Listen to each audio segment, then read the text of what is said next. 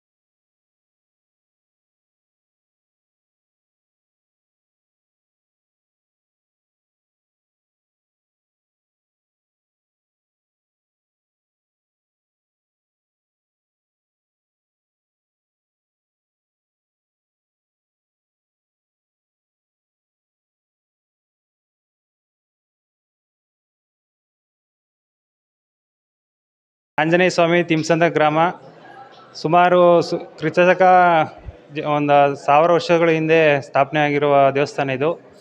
ಈಗ ಜೀರ್ಣೋದ್ಧಾರ ಆಗಿ ಒಂದು 30 ವರ್ಷ ಆಗಿದೆ. ಈಗ ಕಟ್ಟಡ ಮತ್ತು ಗೋಪುರ ಎಲ್ಲ ಆಗಿ ಒಂದು 4-5 ವರ್ಷ ಆಯಿತು. ವಿಜೃಂಭಣೆಯಿಂದ ಭಕ್ತಾದಿಗಳು ಎಲ್ಲ ಹಬ್ಬಗಳಲ್ಲೂ ಮಾಡಿಸ್ತಾರೆ. ಈ ದಿನ ವಿಶೇಷವಾಗಿ ಹನುಮ ಜಯಂತಿ ಪ್ರಯುಕ್ತ ಹಣ್ಣಿನ ಅಲಂಕಾರ ಮತ್ತು ತರಕಾರಿ ಅಲಂಕಾರ ಮಾಡ್ತಾಯಿದ್ದೀವಿ. ಎಲ್ಲ ಭಕ್ತಾದಿಗಳು ಬಂದು ತೀರ್ಥ ಪ್ರಸಾದ ತಗೊಂಡು ಅನ್ನ ಸಂತರ್ಪಣೆ ಇತ್ತು, ಎಲ್ಲ ವಿಜೃಂಭಣೆಯನ್ನು ಮಾಡಿದ್ದಾರೆ. ನಾವು ತಿಮ್ಮಸಂದ್ರದಲ್ಲೂ ವಾಸ ತಿಮ್ಮಸಂದ್ರ. ನಾವು ಇರೋದು ಬೆಂಗಳೂರಿನಲ್ಲಿ. ಬಾಳೆಕಾಯಿ ಮಂಡಿ ಓನರ್ ನಾವು. ನಮ್ಮ ಹೆಸರು ಸಂಜೀವಯ್ಯ ಅಂತ ಹೇಳ್ಬಿಟ್ಟು. ಸಂಜೀವಯ್ಯ ಮಗನ ಹೆಸರು, ದೊಡ್ಡ ಮಗನ ಹೆಸರು ಲೋಕೇಶ್ ಕುಮಾರ್ ಅಂತ ಹೇಳ್ಬಿಟ್ಟು, ಲೋಕೇಶ್ ಗೌಡ. ಆಮೇಲೆ 2ನೇ ಮಗ ಮಾರುತಿ ಕುಮಾರ್ ಅಂತ ಹೇಳ್ಬಿಟ್ಟು ಅನುದಾನ ಮಾಡ್ತಿರೋದು ನಾವೇನೇ. ಈಗ ಪೂಜೆ ಮಾಡ್ತಿರೋದು ಎಲ್ಲ ಇವರು ನಮ್ಮ ಬೈಲಾಂಜನೇಯವರು, ಅರಸಿನಗುಂಟೆ ಬೈಲಾಂಜನೇಯವರು. ಎಲ್ಲ ವರ್ಷ ನಾವು ಹಂಗೆ ಮಾಡ್ಕೊಂಡು ಹೋಗ್ತಾಯಿದ್ದೀವಿ.